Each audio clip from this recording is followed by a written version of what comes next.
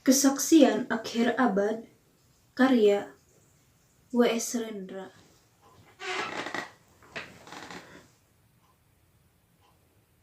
Ratap tangis menerpa pintu kalbuku. Bau anyir darah mengganggu tidur malamku. Oh tikar tapaku. Oh bau sungai Tohor yang kotor. Bagaimana aku akan bisa membaca keadaan ini?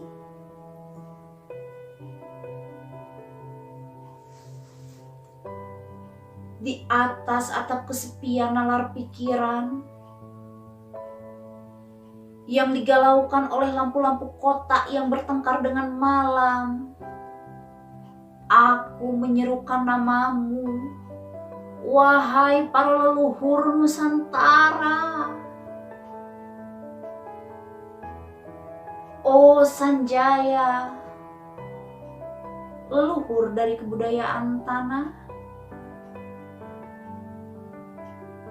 Oh Punawarman, leluhur dari kebudayaan air. Kedua wangsamu telah mampu mempersekutukan bangsa tanah dan air. Oh Resi Kuturan, oh Resi Nirarta, empu-empu tampan yang penuh kedamaian. Telah kamu ajarkan tatanan hidup yang keaneka dan sejahtera yang dijaga oleh Dewan Hukum Adat. Oh bagaimana aku bisa mengerti bahasa bising dari bangsaku kini. Oh Kajau Lalido, bintang cemerlang tanah Ugi. Negarawan yang pintar dan bijaksana, telah kamu ajarkan aturan permainan di dalam benturan-benturan keinginan yang berbagai ragam di dalam kehidupan. Ade, bicara, rapang, dan wari. Oh, lihatlah wajah-wajah berdarah dan rahim yang diperkosa muncul dari puing-puing tatanan hidup yang porak-poranda. Kejahatan kasat mata tertawa tanpa pengadilan. Kekuasaan, kekerasan, berak dan berdahak di atas bendera bangsa. Oh, anak cucuku di zaman sibernetik, bagaimana akan kalian baca prasasti dari zaman kami? Apakah kami akan mampu menjadi ilham kesimpulan? Ataukah kami justru menjadi sumber masalah di dalam kehidupan? Dengan puisi ini aku bersaksi bahwa rakyat Indonesia belum merdeka. Rakyat yang tanpa hak hukum bukanlah rakyat merdeka. Hak hukum yang dilindungi oleh lembaga pengadilan yang mandiri adalah hukum yang ditulis di atas air. Bagaimana rakyat bisa merdeka bila polisi menjadi aparat pemerintah dan tidak menjadi aparat hukum yang melindungi hak negara?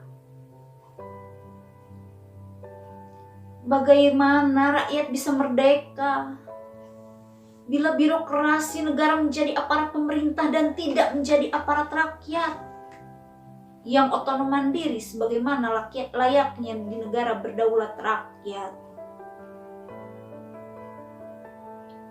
Bagaimana rakyat bisa merdeka bila hak pilih mereka dipasu, tidak boleh memilih secara langsung camat mereka, bupati, wali kota, gubernur, dan jaksa tinggi mereka.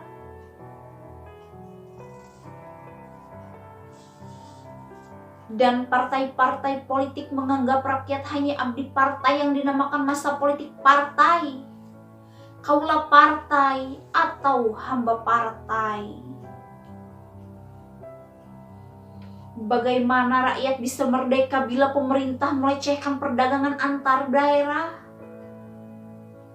dan mengembangkan merkantilisme dendles sehingga rela menekan kesejahteraan buruh, petani, nelayan, guru, dan serdadu berpangkat rendah? Bagaimana rakyat bisa merdeka bila provinsi-provinsi sekedar menjadi tanah jajahan pemerintah pusat, tidak boleh mengatur ekonominya sendiri, tatanan hidupnya sendiri, dan juga keamanannya sendiri?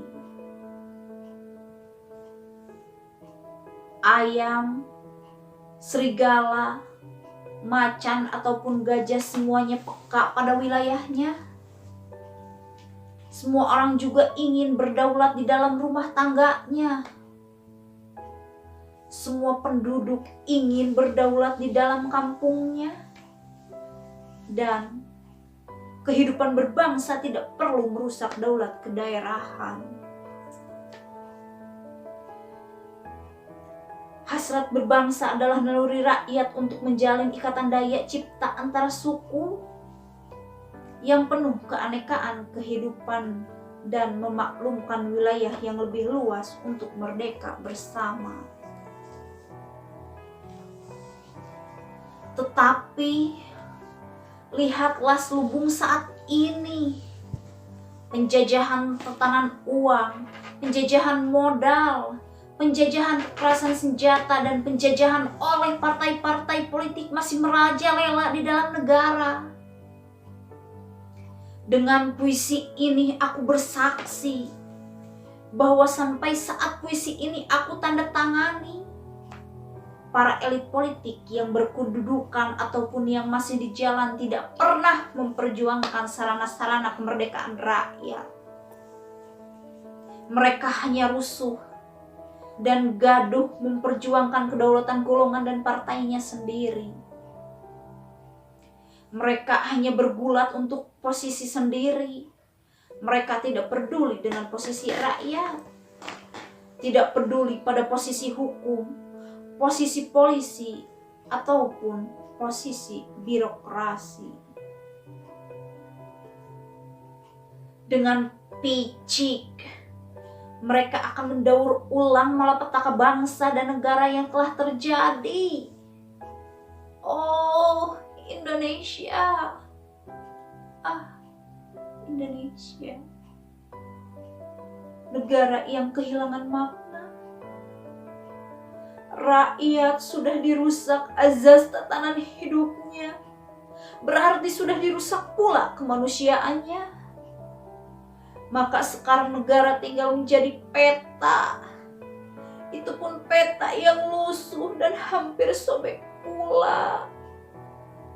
Pendangkalan kehidupan bangsa telah terjadi. Tata nilai rancu, dusta, pencurian, penjajahan, dan kekerasan halal. Manusia sekedar semak belukar yang gampang dikacau dan dibakar. Paket-paket pikiran murah dijajakan. Penalaran amarah yang salah mendorong rakyat terpecah belah. Negara tak mungkin diuntuhkan tanpa rakyatnya dimanusiakan. Dan manusia tak mungkin menjadi manusia tanpa dihidupkan hati nuraninya. Hati nurani adalah hakim untuk diri sendiri. Hati nurani adalah sendi dari kesadaran akan kemerdekaan pribadi. Dengan puisi ini aku bersaksi bahwa hati nurani itu meski dibakar tidak bisa menjadi abu. Hati nurani senantiasa bisa bersemi meski sudah ditebang putus di batang. Begitulah fitrah manusia, ciptaan Tuhan yang Maha Esa.